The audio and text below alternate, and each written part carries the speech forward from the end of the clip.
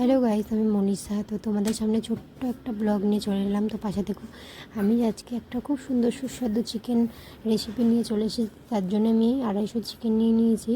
তো আপনাদের পছন্দ মতো চিকেন নিয়ে নেবেন। তো তারপরে তার মধ্যে আমি একটু লেবু রস দিয়ে দিচ্ছি। তো লেবু রস দেওয়ার পর ওটাকে আমি ভালো করে মাখিয়ে নিয়ে তার মধ্যে আদা রসুন বাটা দিয়ে দেবো। আদা রসুন বাটা দেওয়ার পর হলুদ গুঁড়ো, লঙ্কার গুঁড়ো, জিরে গুঁড়ো, ধনে গুঁড়ো আমি ওটার মধ্যে দিয়ে দেবো। তারপর ভালো করে জিনিসটাকে মেখে নেব। ভালো করে মাখা হয়ে গেলে আমি এটাকে রেস্টে রেখে দেবো। তো তোমরা দেখতেই পাচ্ছ এটা ভালো করে মাখা হয়ে গিয়েছে। তো এটাকে আমি রেস্টে রেখে দিয়েছি। তারপর এখানে কড়াই চাপে দিয়েছি। তো কড়াইয়ের মধ্যে আমি দিয়ে দেবো সর্ষের তেল।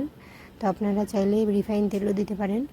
তো সর্ষের তেলটাই আমি ব্যবহার করেছি। তারপরে দিয়ে দিলাম তেজপাতা। তারপরে একটা বড় সাইজের পেঁয়াজ কেটে নিয়েছিলাম। তো পেঁয়াজটাকে দিয়ে আগে ভেজে নেব। তো পেঁয়াজটা যতক্ষণ না লাল হচ্ছে ততক্ষণ ভেজে নেব। দেখতে পাচ্ছেন পেঁয়াজটা এরকম করে আপনারা ভেজে নেবেন মিডিয়াম টু হাই ফ্লেমে। তো দেখতে পাচ্ছেন কি সুন্দরভাবে ভাজা হচ্ছে পেঁয়াজটা। তো এরকম পেঁয়াজ ভাজা হয়ে গেলে আপনারা তার মধ্যে আলু দিয়ে দেবেন। আর আপনারা চাইলে আলুটা আগেও ভেজে নিতে পারেন। আমি পেঁয়াজের সাথে ভেজেছি, আপনারা চাইলে আগে ভেজে নামিয়ে রাখতে পারেন। তো এটা ভাজা হয়ে গেলে এর মধ্যে আমি দিয়ে দেবো টমেটো কুচি একটা বড় সাইজের। তো টমেটো কুচি দেওয়ার পর আমি একটু নেড়ে চেড়ে ওর মধ্যে দিয়ে দেবো 3টে কাঁচা লঙ্কা। 3টে কাঁচা লঙ্কা দিয়ে তখন আমি যে রেস্টে রেখেছিলাম যে মাংসটা, সেই মাংসটা আমি ওর মধ্যে দিয়ে দেবো।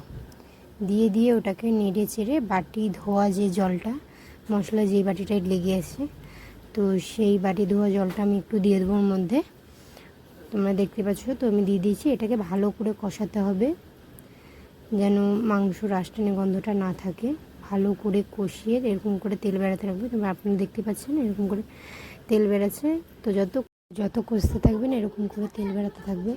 তো এরকম করে ভালোভাবে কষে নেবেন যেন মশলা থেকে যেন তেলটা বেড়ায় ভালো করে। তো তার মধ্যে আমি দিয়ে দেবো স্বাদ মতো নুন। তো স্বাদ মতো নুন দিয়ে সেটাকে ভালো করে নেড়ে নেব। ভালো করে নেড়ে আপনারা একটু জল দিয়ে দেবেন। একটু একটু করে জল দিয়ে কষাবেন যেন তলায় মাংসটা না লেগে যায়। তলায় লেগে গেলে যেহেতু পুরো গন্ধ করবে, তো তার জন্য ভালো করে নেড়ে নিতে হবে। ভালো করে নেড়ে ভালো করে যখন মাংস থেকে তেল ছেড়ে দেবে তখন আপনারা জল দেবেন। আপনারা দেখতে পাচ্ছেন এই যে সাইড দিয়ে তেল ছাড়ছে, মাংসটা এখন তেল ছাড়তে লেগেছে জলটা দেওয়ার পর। তো এইরকম করে আপনারা কষাবেন মাংসটা, তাহলে খেতে ভালো লাগবে। তো এরপর কষানো হয়ে গেলে আপনারা পরিমাণ মতো জল দিয়ে দেবেন।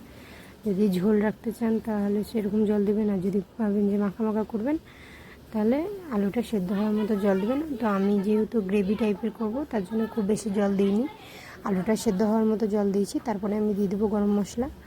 তো গরম মশলা দেওয়ার পর ভালো করে নেড়ে নেব। নেড়ে নেওয়ার পর আমি দেখবো আলুটা সিদ্ধ হয়েছে নাকি। আলুটা আর একটু সিদ্ধ হবে। তো এরকম করে বারবার নেড়ে চেড়ে নিতে হবে যেন তলায় না লেগে যায়।